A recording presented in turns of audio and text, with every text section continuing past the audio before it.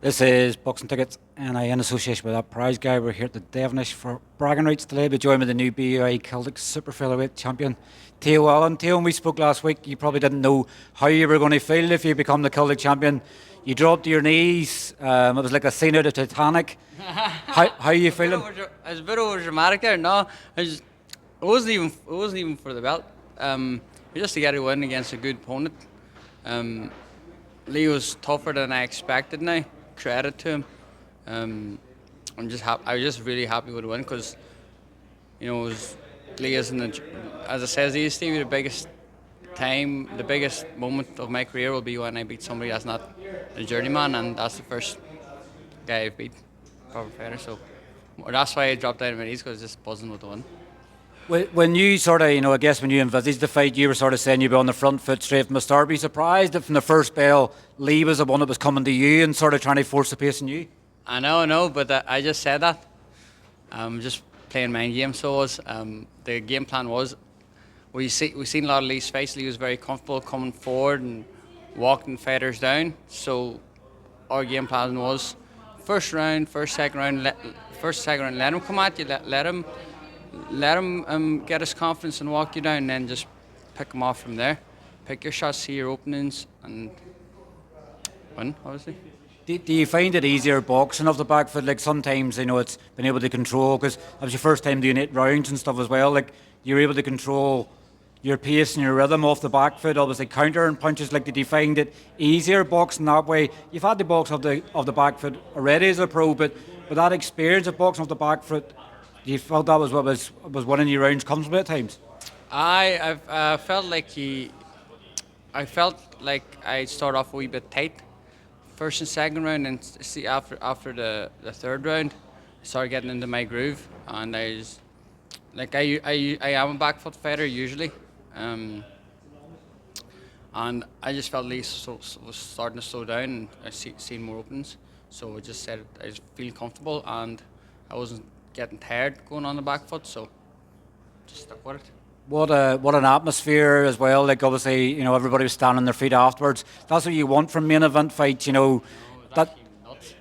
It's actually mad. I looked right, and the whole thing was standing up. People I didn't even know were clapping and taking videos and shouting my name was classic. And like really, Stephen, I was the away fighter tonight. Lee's Irish, like I grew up in Ireland, lived here most of my life, but Lee was the Irish guy, and then with the supporters, I didn't feel like it, like so it didn't. So I'm just grateful that I know a lot of people that want to see me do well and support me.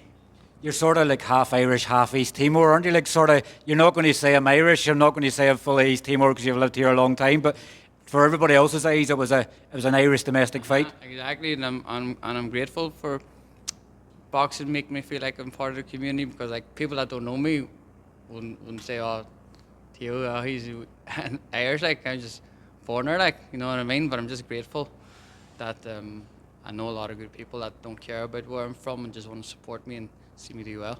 People like to see honest, hard-working people, and I think that's probably not to try and give you too many compliments because I don't like to do that to you. But Not like but but that's what you are, Theo. You're just an honest, hard-working guy that just wants to further his career in boxing. Yes, exactly. I just want to keep pushing and see how far I can go. I don't think too far ahead. Just a task in front of me. But as I said to you on our first interview 2 weeks ago, Stevie, I want to win more than win this. This is a novice title, really. Like, I want to push on for bigger titles. I was speaking to Lee, obviously, afterwards there, obviously, congratulating on what a fight. It takes two to tango.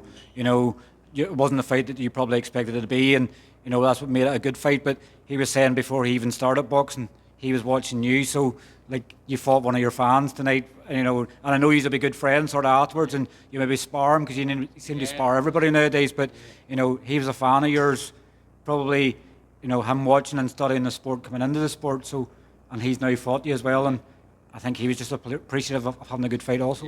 Yeah. Lee's a good guy. We've wished each other luck a few times on social media and stuff before we made the fight, but there's no bad blood or nothing there. Like I have nothing against Lee. I like what he's all about. I like what he uses socials for. you could just tell he's a good guy, and like there's no bad blood at all. I was just trying to play the bad guy for a change, but I didn't really like it. So I'm going back to normal again. Take the mask off. Is this the best birthday present you got for turning 30 yesterday? Obviously, becoming the Celtic champion. Is this the best present you've had this weekend so far? It was good to get the win, because actually having the last tournament or medal I won as an amateur was the Celtic Box Cup. So it wasn't I got the Celtic Pro belt. This was 6 years ago, and then this time 6 years ago, I was beating our round final to talented Brandon McCarthy. So it was good to get the win my birthday for a change. But I'm just happy with the win against a good fighter in the league. I was speaking to someone obviously that fought in the card as well, that obviously is sparring in the build-up. You and Rhys are one each, is obviously in the amateurs, and I know he just started off his professional journey, but he said maybe he can do the trilogy down the line. Obviously, I know he's sort of in the infancy stages, but he was sort of looking at the idea of potentially that coming down the line. Like, what's next for you? Do you want to fight for an Irish title next? Is it sort of trying to weigh up the options? I know you're probably maybe looking at different angles for you, Commonwealth belts and things like that. Where would Teo Alin like to go next? Just the best route to get me to the top to bigger fights. But yeah, as you said, Rhys, we're one each, and something could happen maybe years down the line. But at the minute, I think we both enjoyed being sparring partners. He's a good lad, and he'll go far in the game too. I believe. I highly rate Rhys, but just where Paddy thinks is best. I know this fight was initially penciled for Windsor Park. Like, what an occasion the fans would have had all around the world in seeing this fight tonight, because it was a war. Matchroom and DAZN have missed out on a really good domestic fight. Does your focus now move to 2026 and potentially fighting on Lewis's first defence of his world title? Like, is that the goal for you next now? Is you deserve an opportunity on an even bigger card to show exactly what Teo Alin's all about? Yeah, them bigger cards are. I enjoy them big cards more. That's how many fights out there, and four fights, or 3 fights. You can tell me better than I could probably tell you at this point. I think there's 3 in a row there.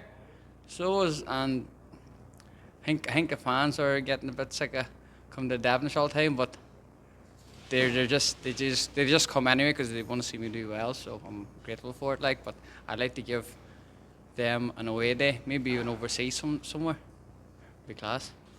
It's only right that you want to repay the friends and the family and everybody else that buys tickets from you, and giving them bigger opportunities. With some of these cards, you're limited to how many tickets you can sell. Like, you imagine how many people's now going to want to come to your next fight. Now you're now a champion as a professional also. I know. Hopefully, you get more people behind me, because that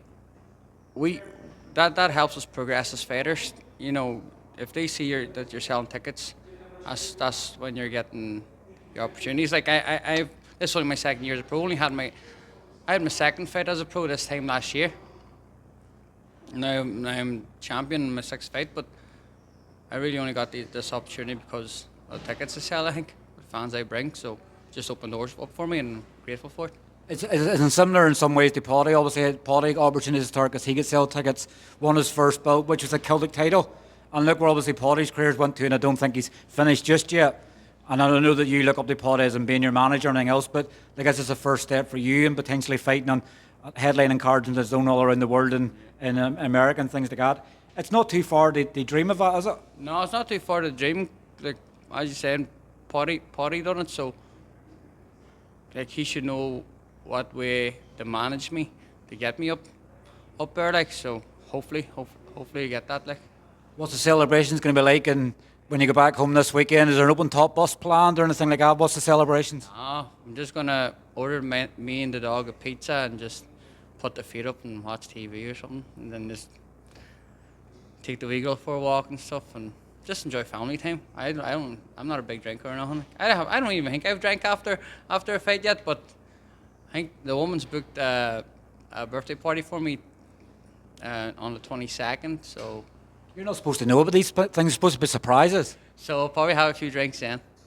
And I'm sure, obviously, your wee girl, obviously, that's probably going to be her belt when it goes home as well. Like, this is probably, you're holding on to that for dear life, because when it goes home, it's the last you're going to see of it. I know. I just even saying bye to her earlier before leaving for the fight. And it's just her wee face, like, I was like, oh, I need to win this for you. I don't want to go home and lose her to my daughter. So I'm just glad I got the win. And your Paddy's first champion as well. Like, nobody forgets their first one. Your Paddy's first champion in the stable. For hopefully many more to come. Aye, first champion. Hopefully many more to come. Paddy has a lot. Paddy has a lot of Northampton fighter and Bernardo, which I think could pick up a few belts. He's a good style and he's a good attitude. So I could be my own O'Neill. He'd be coming back. He could win our title too. We've a good stable, like. So, but it's good to be the first one.